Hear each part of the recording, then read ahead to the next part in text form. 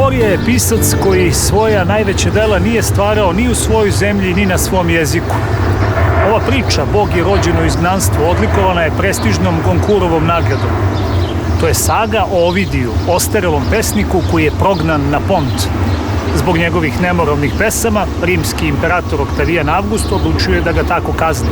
I Ovidije se obreo u Dakiji. Pratimo njegov život i pokušaje da umilostivi vladara i da se vrati putem pisama. Pratimo njegove kontakte sa ljudima koje upoznaje, uključujući i zapovednika tvrđave u kojoj živi, kao jednu misterioznu ženu koja će ga upoznati sa dačkim plemenima i njihovim običajima. Ipak, iako ovaj roman prikazuje atmosferu jednog drevnog sveta koji je star više od 2000 godina, to nije njegova ključna namena.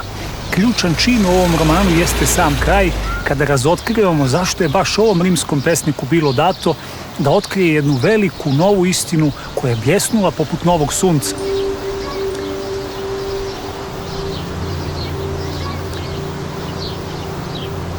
Interesantno je da je ovaj autor pisao i na španskom, gde je takođe nagrađivan, a za svoje redove na italijanskom jeziku dobio je nagradu Dante Alighieri.